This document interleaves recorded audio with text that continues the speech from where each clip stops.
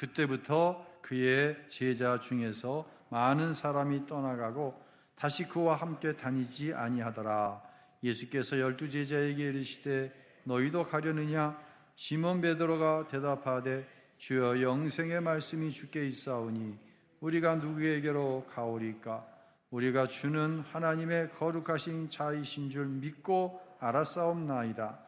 예수께서 대답하시되 내가 너희 12를 택하지 아니하였느냐? 그러나 너희 중에 한 사람은 마귀니라 하시니 이 말씀은 가롯 시몬의 아들 유다를 가리키심이라. 그는 12 중 하나로 예수를 팔 자라라. 아멘. 우리 주님께서 여러분과 함께 하십니다. 여러분 안에 주님께서 내주하시는 줄로 믿습니다. 오늘 설교 제목이 내 안에 무엇이 있나? 예수님이 계시죠. 예, 예수님이 함께 하십니다. 예, 예수님께서 하늘 보좌를 버리시고 이 땅에 오신 이유는 우리와 항상 영원히 함께 하시기 위함이다. 할렐루야. 예, 이 약속을 믿는 성도는 어떤 상황, 어떤 장소에서도 하나님을 만납니다. 구체적으로 얘기하면 하나님이 나를 만나 주십니다. 이들에게는 이와 같이 구별된 성전에서 구별된 성도들과 더불어 가장 구별되어진 방법으로 하나님께 영광을 올려드리는 시간을 갖는데 그 시간이 바로 지금 이 예배의 시간입니다. 예배 가운데 있는 모든 것들은 세상의 논리, 상식, 방법과는 완전히 분리되어지고 구별되어져야 합니다. 그때 그 예배 가운데 성령의 임재 안에서 예수님이 나와 여전히 함께 계시고 그 약속을 다 이루시기까지 절대로 나를 떠나지 않으신다고 하는 사실을 이전에 확신했는데 세상의 삶에서 흔들렸어요. 그 사실이 재확신되어지는 것이죠. 그래서 예배의 승리자가 인생의 승리자다라고 하는 말이 나오게 되는 것입니다. 이제 6장을 오늘 이제 총정리를 좀 할 텐데요. 베세다 광야에서 오병이어의 표적을 베푸신 예수님은 제자들과 가버나움으로 옮겨가셨어요. 베세다에서 오병이어의 표적을 본 사람, 또 그 소문을 듣고 디베라에서 바다를 건너온 사람들, 또 그 위에 예수님께 무엇을 얻고자 하는 사람들이 가버나움으로 찾아가 예수님을 만납니다. 이들이 얼마나 열심히 대단합니까? 그런데 예수님은 이 무리들을 반기지를 않으셨습니다. 너희들이 먹고 사는 문제를 해결하기 위해서 나를 찾아왔구나. 그 많은 표적을 보았음에도 불구하고 너희 안에 나를 그리스도로 믿는 믿음이 전혀 없구나. 오히려 책망을 하시죠. 결국 예수님께서 하신 말씀을 가지고 자기들끼리 다투는 일까지 벌어졌다라고 오늘 본문에 이야기합니다. 이 말씀이죠. 53절 한번 같이 읽겠습니다. 내가 진실로 진실로 너희에게 말한다. 너희가 인자의 살을 먹지 않고 인자의 피를 마시지 않으면 너희 안에 생명이 없다. 쉬운 말씀이에요? 어려운 말씀이에요? 어려운 말씀이 맞습니다. 그런데 약간의 설명만 주어지면 우리는 이 말씀이 금세 깨달아집니다. 예수님의 살과 피를 먹는다는 것은 예수님의 생명과 연합한다고 하는 것을 뜻합니다. 그분과 더불어 사는 거예요. 그러기 위해서 예수님께서 하늘 보좌를 버리시고 우리 가운데 오신 거잖아요. 이제는 내가 사는 것 아닙니다. 내 안에 그리스도께서 사시는 것입니다. 예수님은 그분의 살과 피를 통하여 나와 연합해 주시고 나와 같은 죄인 안에 거해 주시고 주님과 나와 하나 되어지는 은혜를 힘입어 세상을 살아갈 수 있게 해 주십니다. 그러기 위해서 내 죄를 십자가에서 대속해 주셨습니다. 이것이 나를 향한 주님의 은혜요, 사랑이지요. 그런데 유대인들은 나면서부터 구약 성경을 통하여 오실 메시아에 대해 알고 있었습니다. 기다렸습니다. 기다렸던 그분이, 그들은 말씀을 통해 알았는데 이런 육체를 가지고 유대인들에게 오셨어요. 쉬워졌어요? 어려워졌어요? 말씀을 통해 알던 메시아가 자기들과 같은 육체로 오신 거예요. 얼마나 쉬워요? 더 이상 어떻게 확실해요? 그런데 이들의 반응이 뭔지 아십니까? 60절에 이런 반응이 나타납니다. 읽겠습니다. 제자 중 여럿이 이 말씀을 듣고 말했습니다. 이 말씀은 참 어렵구나. 과연 누가 알아들을 수 있을까? 여기서 어렵다는 얘기는 이런 거예요. 이 하늘에 있는 태양이 요즘같이 너무 강한 거예요. 그러면 눈을 들어서 태양을 보면은 눈이 부시니까 못 보잖아요. 마치 이런 거예요. 예수님의 말씀이 자기들이 알고 있던 메시아에 대한 지식과 너무 다른 거예요. 그래서 모르는 거예요. 자기들은 메시아가 천상의 권력을 가지고 정치적이고 군사적인 힘으로 로마의 압제로부터 구원해주고 빵의 문제, 떡의 문제, 예수님이라면 다 해결할 수 있어라고 생각했어요. 그런데 예수님은 그런 그리스도로 우리에게 오지 않았어요. 유대인들이 알고 있던 메시아에 대한 지식과 예수님이 너무 다른 거예요. 쉽게 표현하면 그리스도에 대한 지식이 잘못된 거예요.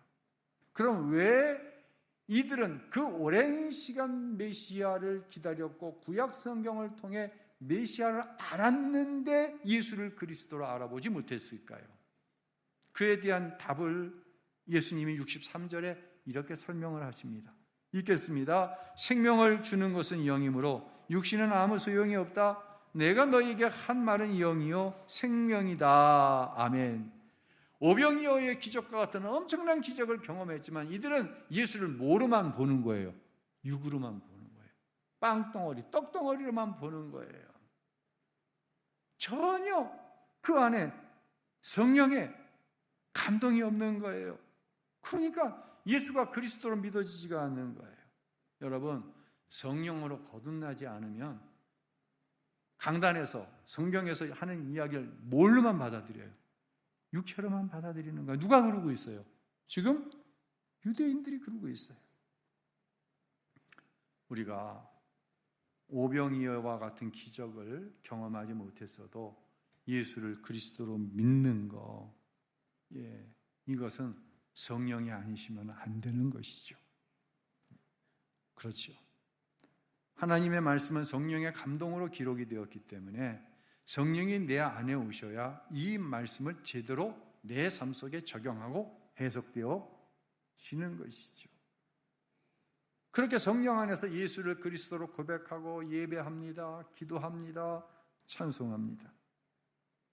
이것이 바로 성령이 여러분 안에 내주하시는 증거인 줄로 믿으시기를 바랍니다. 그런데 무리들은 그러질 못했다. 이유는 그들 안에 주의 성령이 임하지 않았기 때문이다. 더 문제가 발생합니다. 더 문제는 뭐냐면 말씀이 어렵다고 육으로만 말씀을 보니까 떠나가는 것은 무리들뿐만 아니라 많은 제자들이 떠나갔다라고 오늘 본문에 이야기합니다. 이 제자들은 12명의 제자와 오직 떡만을, 잘못된 지식을 가지고 그리스도를 기다리는 이 무리들 사이에 있는 사람들이 예수님을 떠난 많은 제자들이에요. 그러니까 예수님이 직접 부르신 12명의 제자들과는 구별되고, 그렇다고 아주 무지한 무리들과도 구별되는 이 중간적인 상태의 제자들이 예수님을 떠나갑니다. 여러분, 이런 일은요, 그때만 있었던 것이 아니라 이건 현재 진행형이에요. 자, 결국 제자 중에서 예수를 떠나는 사람이 많아졌어요. 이때 우리가 주목해 봐야 될 것은 예수님의 태도입니다. 무리들 당연히 떠나갔어요. 예수님이 떡을 줄 생각을 안 하니까. 실망하고 떠나갔어요. 원망하고 떠나갔어요. 결국 이들이 예수를 파는 거예요. 결국 예수님을 이들이 십자가에 내어 죽이는 거예요. 그리고 제자들도 떠나갔어요. 만약에 예수님께서 왕권을 잡으려고 하는 세속적인 욕심이 있었다고 한다면 적어도 무리는 떠나보내야 되지만 제자는 붙잡아야 됩니다. 왜? 그게 권력이니까, 그게 힘이니까. 그런데 예수님은 이 떠나가는 제자들을 잡지 않으십니다. 잡지 않는 정도가 아니라, 잡지 않는 정도가 아니라 뒤에 끔찍한 얘기를 하세요. 여러분, 예수님의 이 태도를 보면서 교회가 마음에 다시 한번 새겨야 하는 것이 있습니다. 그것은 어떠한 희생이 따른다 해도 진리에 관해서는 양보나 타협, 예수, 복음에 관해서는 양보나 타협이 있어서는 안 된다는 거예요. 그때 하나님께서 하시는 일을 보게 되는 줄로 우리는 분명히 믿습니다.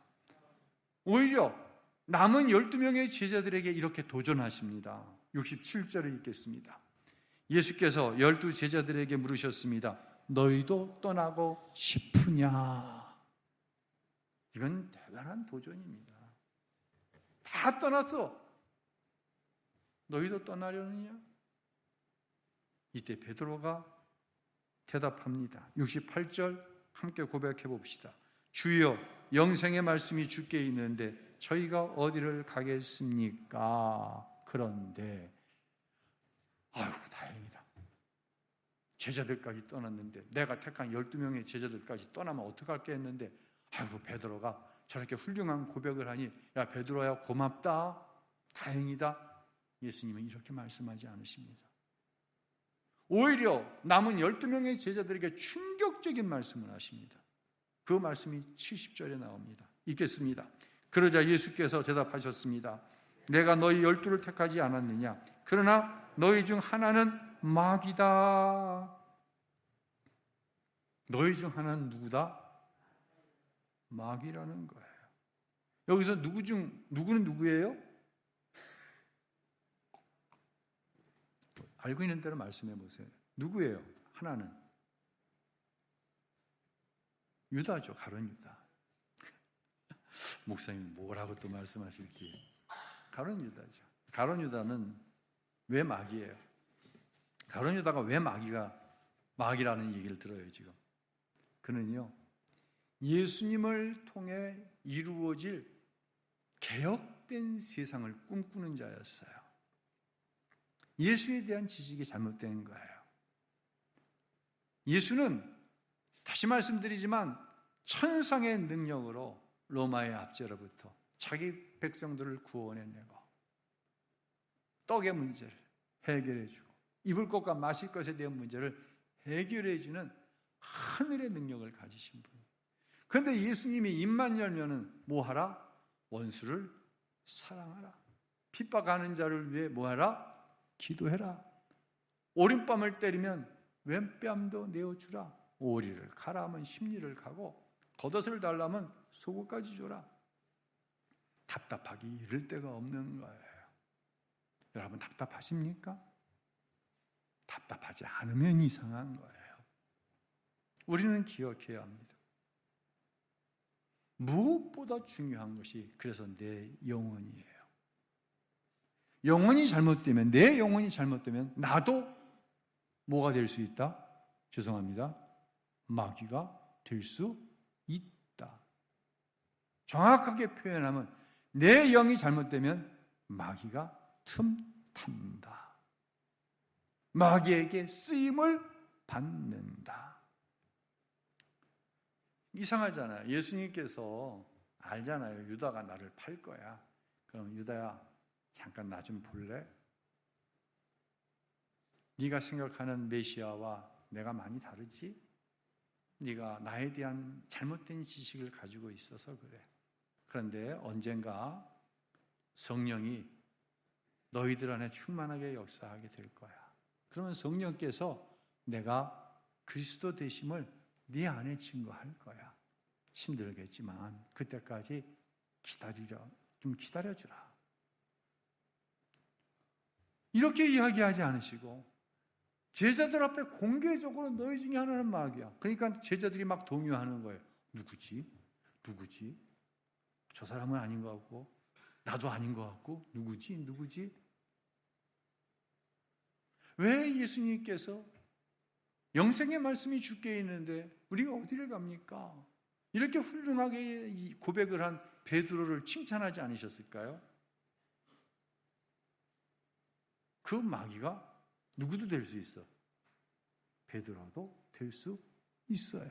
우린 그 사실을 이미 알고 있어요. 예수님께서 십자가에 죽으실 것을 말씀하셨을 때 베드로가 나섭니다. 주여 그리 마옵소서. 과격하게 예수님을 붙들고 항의를 합니다. 항의하는 정도가 아니에요. 막 예수를 막 넘어뜨리려고 하고 예수님이 그 뜻을 돌이키지 않으면 어떻게 하려고 합니다. 우리가 당신을 위해 배도 버리고 그물도 버리고 가족도 다 버리고 당신을 따랐는데 뭐 죽겠다고? 죽는다고? 그럼 우리는 뭐야? 이러고 예수님께 대들었어요. 그때 예수님께서 베드로를 향해 뭐라고 얘기합니까? 사탄아 물러가라. 베드로를 향해 사탄이라고 얘기하는 거예요. 네가 하나님의 일을 생각하지 않고 사람의 일을 생각하는도다. 여러분, 베드로는 사탄이었습니다. 베드로는 또 사탄이 될 수 있습니다. 그래서 예수님께서는 공개적으로 또한 베드로의 그 고백을 칭찬하지 않으셨습니다. 다시 말씀드립니다. 내 영혼이 잘못하면 내가 마귀짓을 하는 것을 보게 됩니다. 2차 세계대전 중에 유대인들이 600만 명이 학살당하는 엄청난 일이 있었죠. 이때 나치의 장교, 계급으로는 중령, 대대장인데요. 중령으로 이 600만 명의 유대인들을 이송하여서 수용소에서 죽게 하는 일에 지휘를 맡았던 아돌포 아히히만이라고 하는 사람이 있습니다. 결국 2차 대전이 끝나고 이스라엘의 비밀 정보단체죠. 모사드에 의해서 체포를 당합니다. 그리고 예루살렘에서 재판을 받게 되죠. 이때 여러 명의 증인이 아히히만의 이 전쟁 범죄를 증언하기 위해 나왔는데 그 중에 한 사람이 에일 디누오라고 하는 사람이에요. 재판장이 이야기합니다. 디누오 씨 앞으로 나오시죠. 아히히만은 유리로 보호되어진 벽 안에 있습니다. 디누오 씨, 이 사람이 그 잔혹한 범죄를 저지른 아히히만이 맞습니까? 디누오 씨가 그 유리 안에 있는 아히히만을 본 순간 그만 뒤로 자빠지면서 오열을 하기 시작했습니다. 이 재판 모습이 전 세계로 중계가 됐거든요. 그때 이 모습을 본 모든 사람들이 이 디누오가 그 참혹했던 그 사건을, 그 학살의 현장을 아히만을 통하여 다시 생각나서 너무 끔찍하니까, 너무 분노가 일어나니까 저렇게 자빠져가지고 오열하고 있구나, 이런 생각을 했어요. 그로부터 얼마간의 시간이 지나 미국 CBS 방송에서 이 디노를 초대해서 대담을 나누게 됩니다. 진행자가 물었어요. 오래전 재판장에서 아히만을 보고 왜 그렇게 오열하셨나요? 디노가 이런 말을 했습니다. 제가 자막으로 한번 올려놔 봤는데요. 아돌프 아히만을 보는 순간 내가 상상했던 사악한 악마의 모습이 아니라 너무 평범한 사람이었습니다. 그 순간 나 자신이 두려워지기 시작했습니다. 나도 그와 같이 잔인한 짓을 충분히 저지를 수 있는 존재라는 것을 깨달았기 때문입니다. 아이만 사진 한번 올려주시겠어요? 자, 왼쪽의 사진이 이제 게시타포라고 얘기하죠. 이 나치의 대대장 중령 역할로 유대인들 학살의 주범 역할을 할 때의 모습이에요. 그리고 오른쪽에 머리가 저같이 벗겨지고 안경을 쓴 사람이 재판을 받을 당시에 아이만의 모습이에요. 저 모습 속에 600만 명의 유대인들을 학살했던 마귀의 모습이 보이시나요? 마귀의 모습이 안 보이는 거예요. 이것에 놀란 거예요. 그리고 나도 저렇게 될 수 있겠구나, 이 사실에 놀랐다는 거예요. 사랑하는 성도 여러분, 무엇보다 우리의 마음을 지켜야 돼요. 예수님께서요, 직접 부르신 12명의 제자 가운데 마귀가 있다는 거예요. 저와 여러분은 예수님께서 부르셔서 하나님의 자녀가 된 줄로 믿습니다. 하지만 내 안에 내주하시는 예수님이 드러나지 않고 예수 믿기 전에 옛 성품, 옛 기질, 흔히 이야기하는 주의 성질이 자아가 그대로 남아 그게 드러나는 순간 나도 마귀짓하는 거예요. 그래서 무엇보다도 내 마음을 지킬 수 있어야 되는 거예요. 지난 주일 제자 양육 시간에 이제 옛 본성과 새 성품에 대한 말씀을 드렸어요. 예수를 믿으면 옛 사람에서 이제 새 사람으로 성품의 변화가 온다. 이 성품을 한자로 쓰면은요, 앞에 자막에 나와 있는 것 같아요. 그런 얘기예요. 이 뜻이 뭐냐면 사람의 성질과 품격을 성품이라고 얘기합니다. 그 중에서 품자를 한번 주목해 보시기 바랍니다. 품자는 뭐가 세 개로 합해져 이루어져 있어요.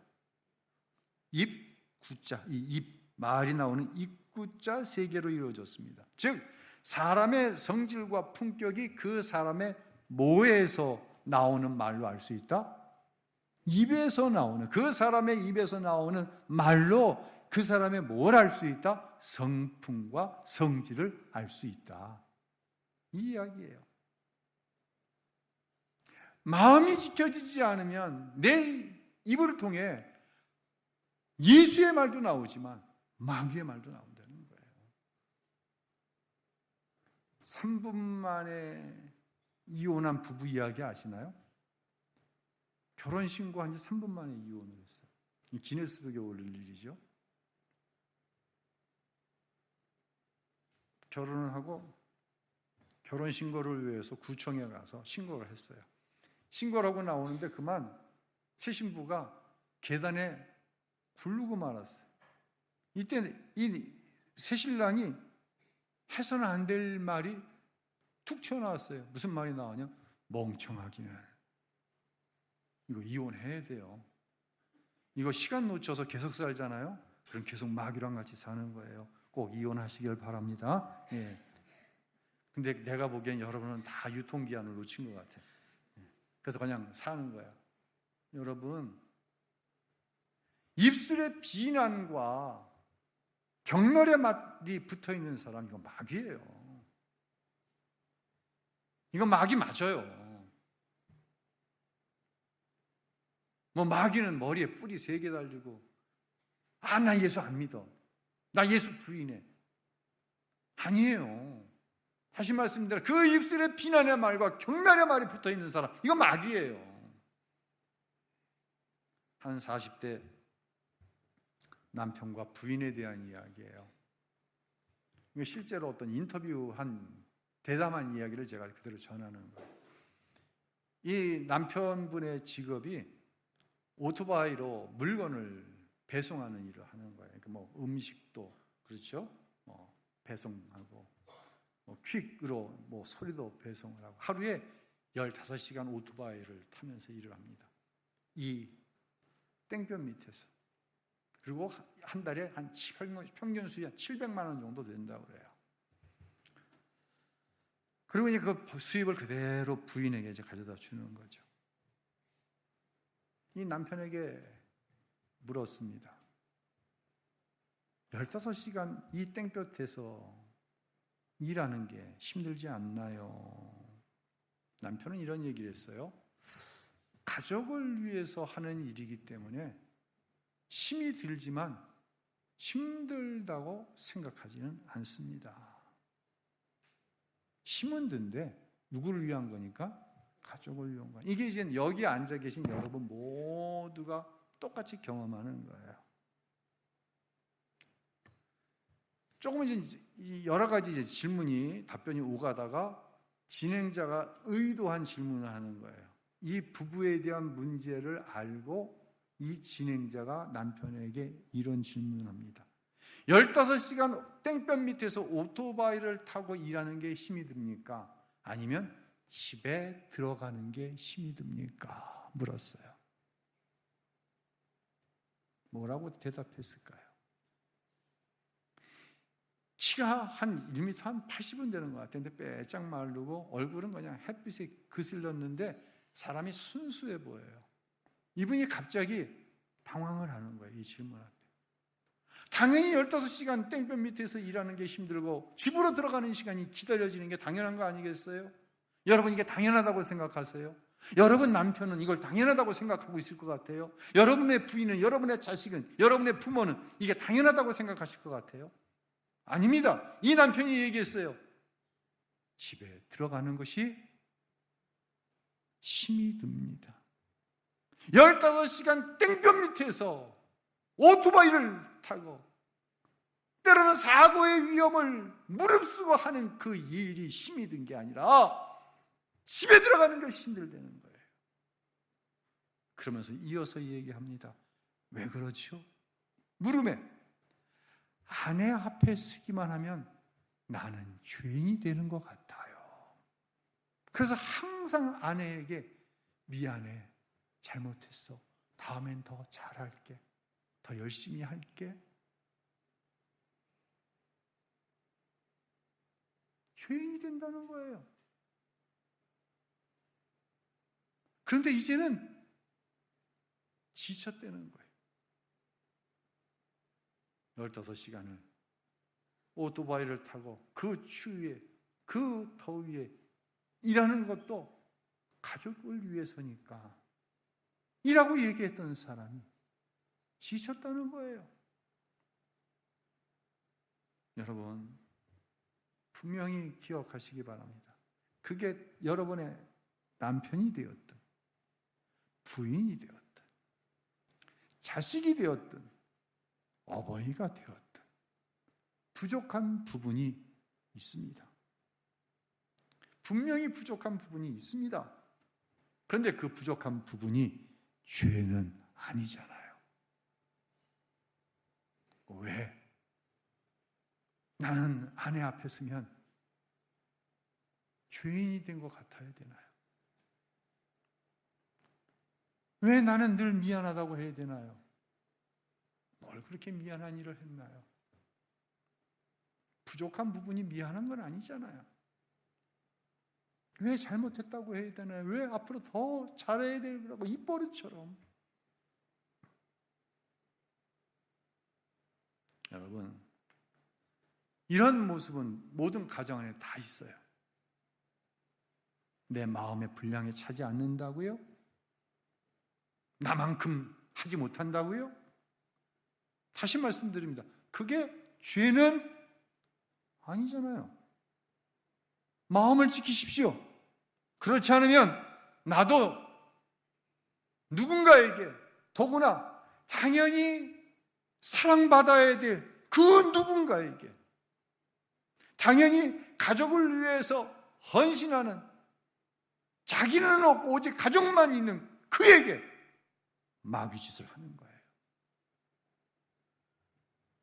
뭐가 지켜지지 않으면 내 마음이 지켜져 입술을 지켜내지 못하면 내가 마귀짓 하는 거예요. 그래서 잠언 4장 23절 24절에 하나님께서는 이렇게 엄중하게 경고하십니다. 읽겠습니다. 무엇보다도 내 마음을 지켜라. 내 마음에서 생명의 샘이 흘러나오기 때문이다. 더러운 말을 버리고 남을 해치는 말은 입 밖에도 내지 말라. 깨달으시기를 바랍니다. 6장을 정리합니다. 6장은 오병이어라고 하는 엄청난 기적으로부터 시작이 되어지죠. 고무되었던 제자들을 예수님께서 갈릴리 바다를 건너 가버나움으로 가라고 밀어내십니다. 그때가 한밤중 새벽이었습니다. 제자들은 그 말씀에 순종하여 갑니다. 얼마나 노를 저어 바다를 건넜는데 할몬산에서 내려온 찬바람과 갈릴리 호수의 뜨뜻한 바람이 맞부딪히면서 가버나움 쪽에서 베세다 쪽으로 강한 바람이 불기 시작합니다. 그러니까 베세다에서 가버나움으로 가는 제자들에게는 이게 역풍에 걸린 거예요. 강한 역풍에 걸린 거예요. 제자들은 어부입니다. 이 역풍을 어떻게 하면 피하는지 너무나 잘 압니다. 이 역풍을 순풍으로 바꿀 수 있는 방법은 뭐예요? 어떤 방법이 있을까요? 뱃머리를 베세다 쪽으로 돌리면 이 강풍은 뒷바람이 됩니다. 뒷바람은 배를 앞으로 그냥 나가게 합니다.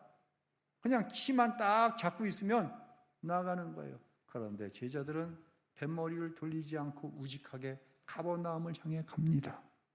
이때 예수님께서 바다 위를 걸어오십니다. 그리고 배에 오르십니다. 비록 제자들이 믿음이 적은 자들이라고 책망은 받았지만 그 순간 풍랑이 잠잠해지면서 제자들이 예수님을 향해 이런 고백을 합니다. 당신은 진실로 하나님의 아들이십니다. 우리가 어떻게 세상을 제자로 살아가는가에 대한 방법이 여기에 나오는 거예요. 우리는 가는 곳마다 역풍을 받습니다. 직장에 가도 역풍을 당하고. 왜? 말씀대로 앞으로 나아가는데 세상은 역풍일 수밖에 없습니다. 사업을 해도 역풍을 당하고, 자식을 키우는 방법에 있어서도 역풍을 당합니다. 자식 키우는데 역풍 안 맞아봤다고요? 그건 여러분이 말씀대로 자녀들을 키우지 않으니까 역풍 안 맞는 거예요. 요령껏 키우는 거죠. 역풍 맞을 일이 없어요. 그런데 그러한 삶에 뭐가 없냐? 예수를 그리스도로 진심으로 고백하는 기회가 주어지지 않는다는 거예요. 이 기회가 주어지지 않는다는 것은 내 삶에 하나님께서 개입하셔서 어떤 문제들을 해결해 나가셔서 하나님의 때에 하나님의 방법으로 하나님께서 하시는 일을 한 번도 경험하지 못하고 신앙생활을 한다는 얘기랑 똑같은 얘기예요. 이 얘기는. 이게 불행한 거죠. 이렇게 되면 언젠가 제자라고 하는 명칭을 받아서도 하나님을 떠나갑니다. 많은 무리와 제자들까지도 예수님을 왕으로 세우겠다고 막 요란을 떱니다. 그러나 그들은 기적을 보고도 예수를 그리스도로 아는 지식이 없었기에 예수님을 영접하지 못하고 결국 떠나가죠. 누구만 남았어요? 예수님이 부르신 12명의 제자만 남았습니다. 그런데 그 중에 한 명은 마귀라고 하시는 거예요. 여러분, 이게 요한복음 6장이에요.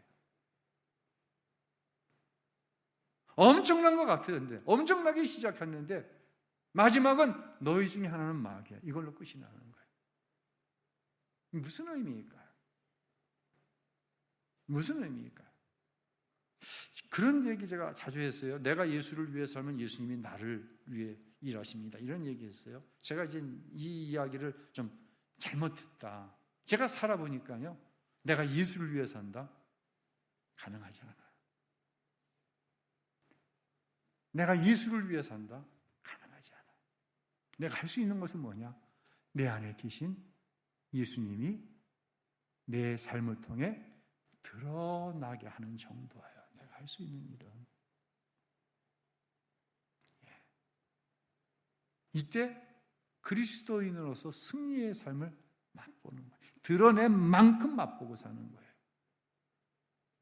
그래서 하나님께서는 고린도후서 4장에서 이렇게 오늘 요한복음 6장 전체를 좀 한번 정리해 보고 싶어요. 말씀으로 고린도후서 4장 11절 읽겠습니다. 우리 살아있는 자가 항상 예수를 위하여 죽음에 넘겨짐은 예수의 생명이 또한 우리 죽을 육체에 나타나게 하려 함이라. 자, 우리 살아있는 자가 항상 예수를 위하여, 내가 예수를 위하여 산다고 합니다.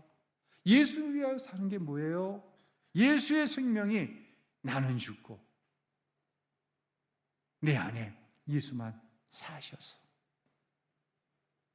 내 말을 통해, 내 눈빛을 통해, 내 행동을 통해 그 예수님이 드러나는 것, 이것이 바로 예수를 위하여 사는 것이다 라고 저와 여러분에게 말씀하고 계시는 것이죠.